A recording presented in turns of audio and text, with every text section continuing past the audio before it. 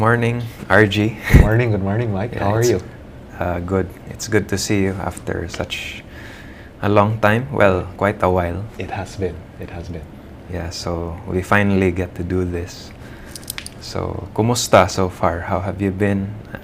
Well, life has been good so far. I just recently came back from living in Japan. So it did take some time to readjust back to the life here in Cebu, but I'm doing okay. Doing okay. So now, how's your dating life? Let's go straight to that. Wow. Well, right now I am seeing someone. For the longest time, I wasn't. When I was there in Japan, I also was dating a Japanese as well. But right now that I'm back here, I'm also trying out my luck once more. And fingers crossed, she's the But one. I think these days it's difficult to find a suitable partner. It is. Because if you notice, people tend to be more materialistic now, yeah. more expedient. But it's good to be practical. But It is. sometimes you need to look for that sincere person, like who truly gets you, or Exactly. who's there for the right reasons, right? Right. So I hope you have luck in exploring. I mean, I hope the person I'm seeing now will just be the same as your wife, and I hope we have that sort of compatibility. Yeah, Fingers crossed. yeah. Setting up a family. Right. That's not an easy task, but of course that's the higher path in a sense, where you take on more responsibility, where you become empowered, and of course look out for children, Yes. if should you have one. Yeah. So I understand you had some time working in Japan. Yes. What was that experience like? So for me, when I went to Japan, that was basically 11 years of my life there. And I first recently got that opportunity because when I was about to graduate in college, I decided to take this Global Sayosha program. It's a global recruit program for this company, Toshiba. And then I just decided to try it out, and as luck would have it, I reached all the way till the final interview. And then I just decided to see how it would go, and that was where I was able to get my foot in to Japan. So when you first worked in Japan, was it a big leap in terms of adjusting to the culture, the people? Because I know it's very fast-paced there compared to life in Cebu, Yes. which is more laid back and more chill. Right. So was it a big leap? Well, I think for me, it wasn't as much of a big leap as other people would have it be, because when I was studying in college, I was studying in Manila. So during that time, I already had to live by myself. And I guess living by myself gave me that sort of experience to kind of be a little bit more independent. But of course, there are still other things that you have to try to get used to when you're in a new country, especially since you wouldn't have a support system. And let's say if some bad things happen, you have to learn to really take care of it without somebody being able to come in within 1 hour or within a couple of minutes. But I think from that aspect, it was okay. From the work aspect, as you were mentioning, right, work culture, there's overtime, there's things like that. But I guess for me, it was just lucky also that I had that job in Japan as my first job, working outside as a fresh grad. And so because it was my first job, I suppose I didn't exactly have a measure of comparison against, what jobs are in other countries or what jobs are in other places. And so I took it as perfectly normal, I suppose. How satisfied were you with the company you worked in? I mean, very satisfied. With my first company, Toshiba, honestly speaking, if they didn't give me that opportunity, then I would never really have thought about going to Japan, because I didn't know the language, I didn't know the culture. And so what they really did was they tried to cultivate me. They tried to give me all the necessary trainings. And it's thanks to them that I was able to be adjusted to the life there and just have a life moving forward. What about in terms of standard of living, cost of living? You mentioned independent life, so of course you had to rent. Yes. You had to pay for your groceries, of Yes. course. Yes. All the expenses. Yeah. Maybe you can walk us through your usual routine and your monthly budget.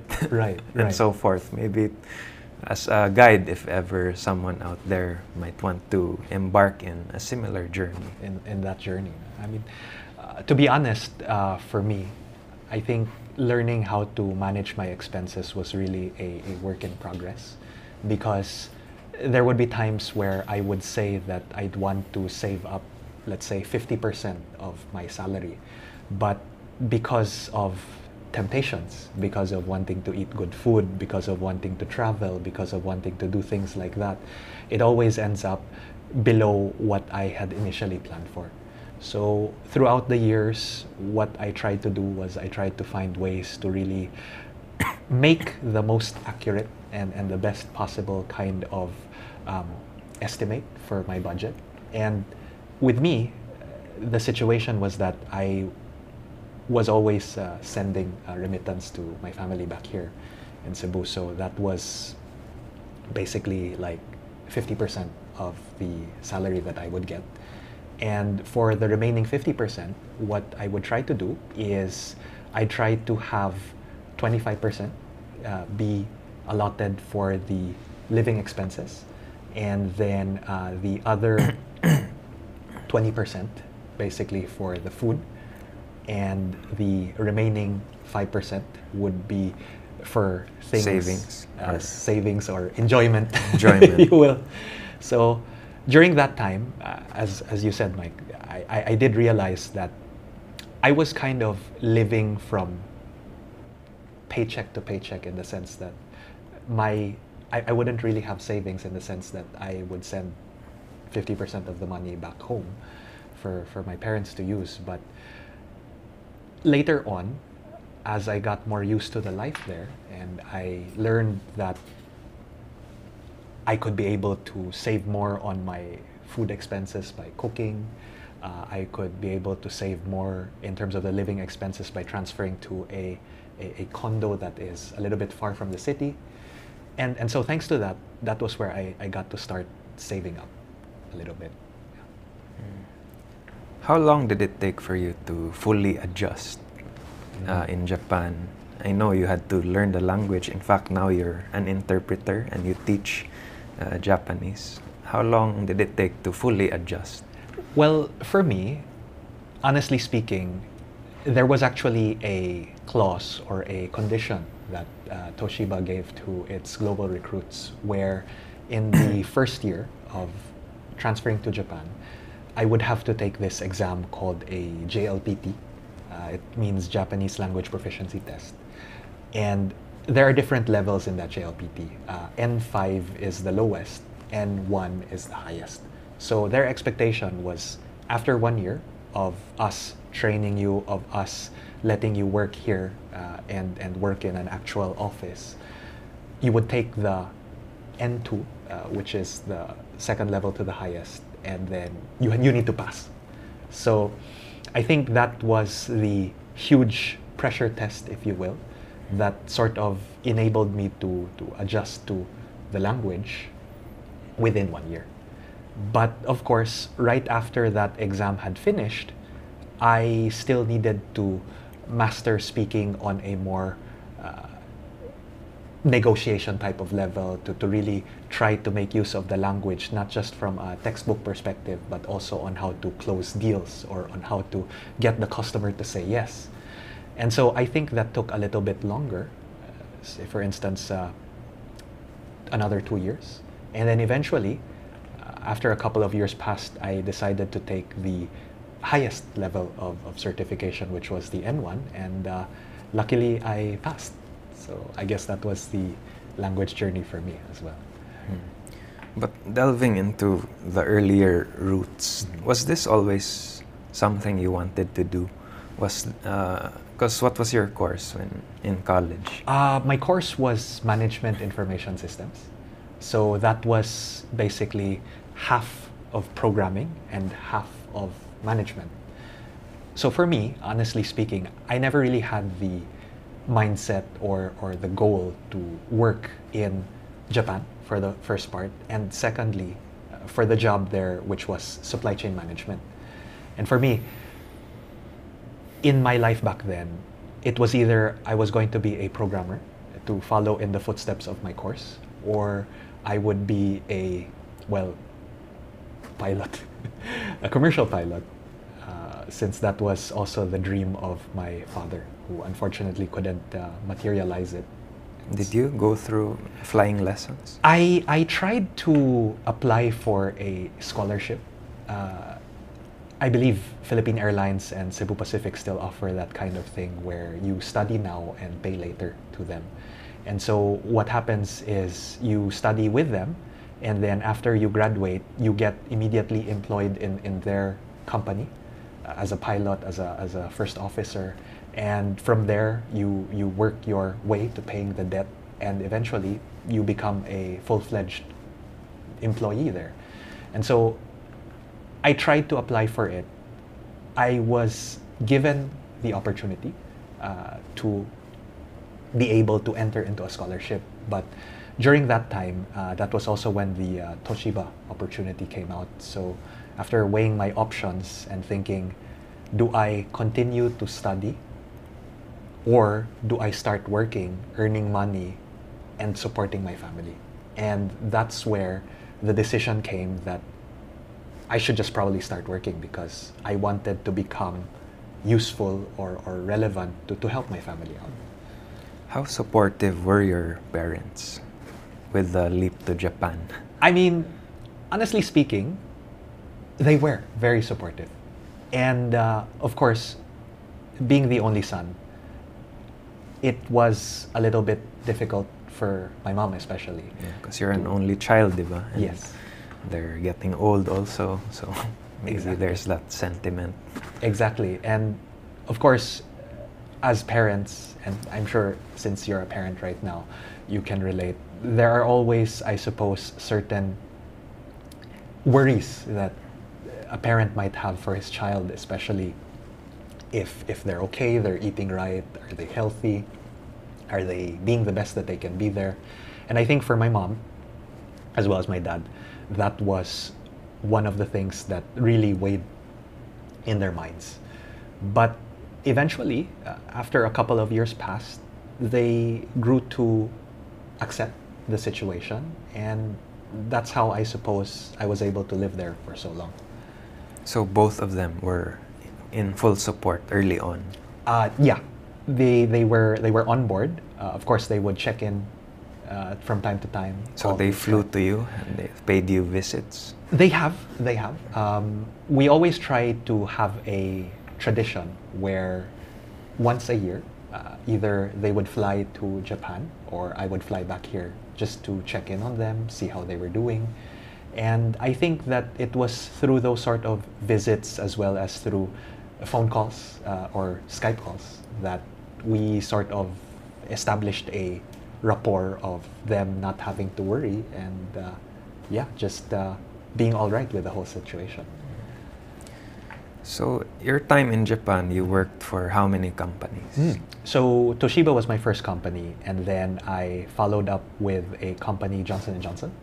So that was a subsidiary there in Tokyo, and I was working under medical devices. So the one touch for diabetes, basically cardiovascular items, I would be in charge of handling the supply chain for that. And then I went to Boshlom, which is eye care, contact lenses, eye care solutions, and then my last one was with Shiseido, the cosmetics company. Okay, so 4 different companies. Yes. And you had different roles for each of this company? That's a good question. How different was your role in each company? So actually, when you talk about roles in the company, all of it was essentially still supply chain management. But I suppose the difference came to what I was managing specifically in terms of first the products as well as the perspective or point of view where I was at. Meaning to say, for example, in Toshiba, because I was employed in headquarters, I was in charge of looking at the entire supply chain and looking at the perspective of us managing all the different subsidiaries across the world. Now, when I went to Johnson & Johnson, because it is a subsidiary, the style changed because instead of handling PCs, it was about handling medical devices. And aside from that, because it was a subsidiary, we were looking at Japan only in particular. So aside from that, when I went to Bosch Lom, again, that was a subsidiary of the US company. So during that time, it was purely Japan. And I was handling eye care solutions, contact lenses. And finally, again, with Shiseido, it went back to the style in Toshiba where we were managing cosmetics, but that was more of looking at it from a macro perspective again, global. So I imagine you must have learned a lot from these 4 companies. I am deeply grateful, yes.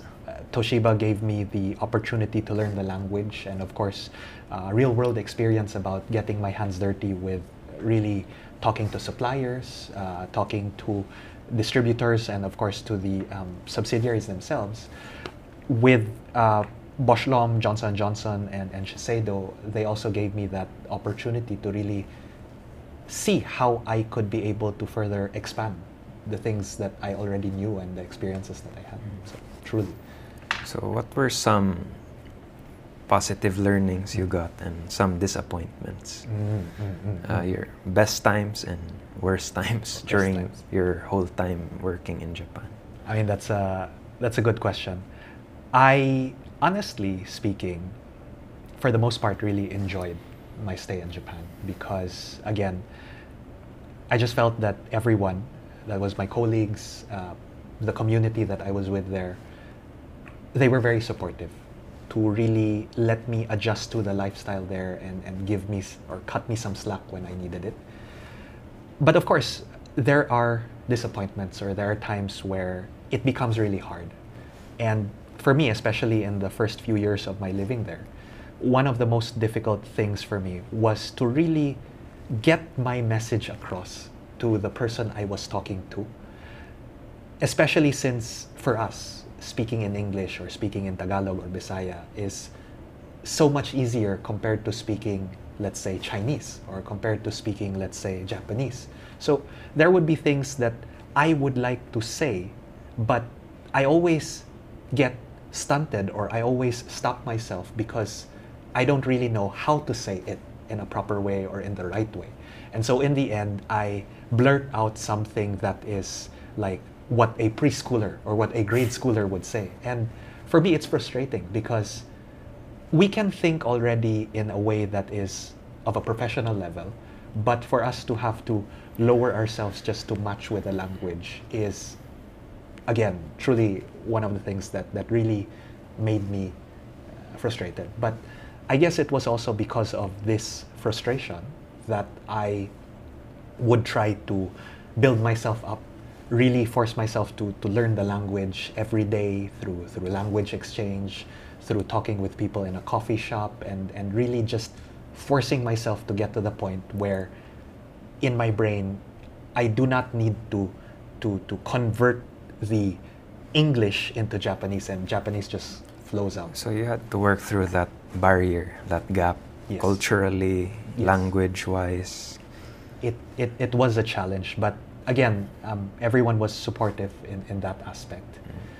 The other sort of frustration that I did have, aside from the language in the beginning, was when it came to the topic of age and seniority. So you were deemed as too young, or? Well, the thing about the Something. situation was that since in the Philippines, we have a different style of education compared to Japan or other countries, right? Until recently, we used to have it grade school, high school, college. And so it wouldn't be uncommon for graduates in the Philippines to be 20 years old, 21 years old. And for me, I graduated at 20 years old, and I went into my first company in Japan. But in the case of Japan, because they have a middle school, that's why a lot of the people that graduate as fresh grads are already at the age of 22, 23, 24.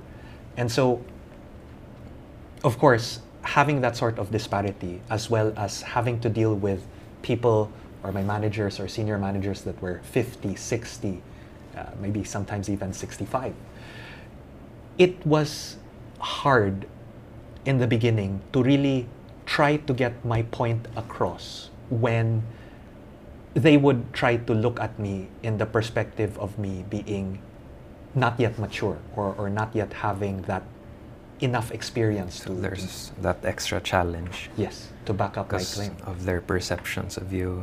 Yes. And I think that that was one of the things, along with the language, that I had to really work on. So that eventually helped my work style develop into Yeah, you had to really combat that, work against the current, Right. you would say. exactly. Okay, but you worked with 4 different companies, Mhm. so I imagine Yes. that's different company cultures. But of course, Japanese companies. Yes. How would you differentiate the varying company cultures? Because of course, each company has their own, how they run things, Right. different personalities, different characters. Right. So, how would you compare and differentiate? I mean, there are a lot of quirks per se when you go to a certain company. But I guess when you talk about Japan, you can really drill it down to 2 different types. So we have what is gaisuke, and we have something that is called nikke. So gaisuke basically means foreign, because of the word gai, which means out. And we have something that is nikke, which comes from the character ni, which means Nihon, Japan. And so that is Japan related. Now, when I was in Toshiba, when I was in Shiseido, we can say that that is a Nikkei company. And with Gaisuke, that was my stint at Johnson & Johnson and Bosch Lomb. And I think the main differences between those 2 types of companies is that when you talk about a Nikkei company, generally speaking, we're talking about literally the Japanese type of company. And of course, it comes with the perceptions of what we assume a Japanese company to be. So, of course, there would tend to be more overtime. There would tend to be more collaboration, more teamwork sort of effort to trying to achieve something. And at the same time as well, it was very, there was a lot of emphasis on seniority and of really being able to go up the corporate ladder together with your boss, who would also go up the corporate ladder. I think that was the main sort of quirks or the main sort of thing with Nikkei. But when you have Gaisuke, it's a little bit different because Gaisuke is sort of more focused on performance. And so in that aspect of performance, as long as you do your job, regardless if you finish at 4 p.m. or you finish at 12 a.m., it really doesn't matter as long as you can be able to deliver the work. Now, the challenge though is that Gaisuke is basically usually with companies that have a limited staff, because again, we're talking subsidiary. So because it's a subsidiary, the issue there is that you might have one person doing the role of 5 people. And that's why, even though there's no necessity to do overtime, you have to do overtime. But I suppose the difference there was that in Gaisuke, you focus on yourself and your own performance. And with Nikkei, it was more collaborative. Team. Yeah, you support one another. What about in terms of pressure? Because I know Japanese are very efficient. Well, ideally, how they run things, there's that perception that Yes. they're very numbers driven, very work oriented in a sense that they really get things done Right. properly. Right.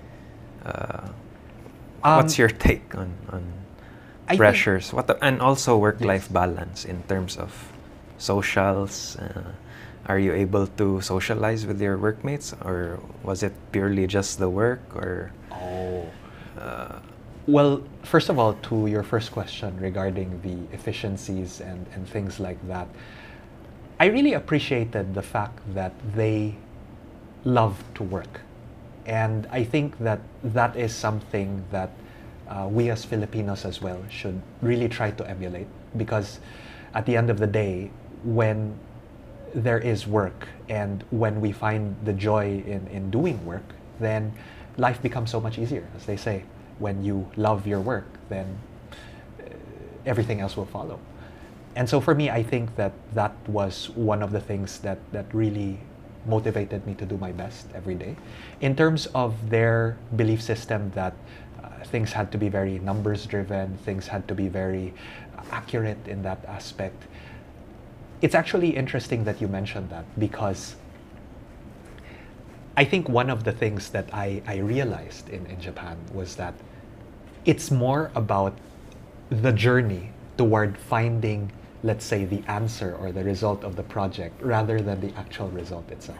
That was one of my learnings. the journey, not the destination? Exactly. And what I'm trying to say with this is that, let's say, for instance, you're supposed to deliver a report, okay? Deliver a report about the viability of creating a building in that area.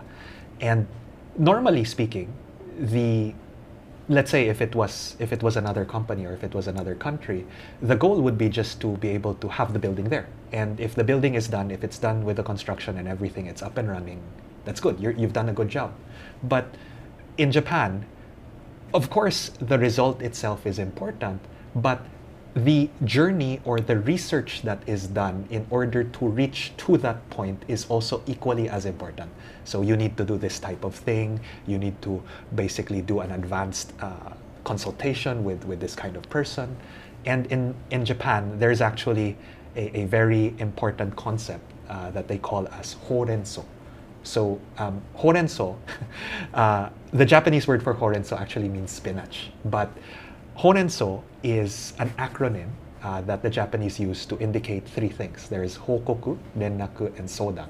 So hokoku means report, rennaku is to communicate, and sodan is to consult. And all these things need to be done prior to delivering that actual result. So again, there's a lot of emphasis on the journey. And so I think that for me, that was also something that I had to get used to, because, and I think you can also attest to this, before I wasn't really as extroverted per se. I was more introverted, similar to you, that, as long as everything's okay, I just keep to myself. But there, because of the circumstances, you really have to go out of your shell to do something more.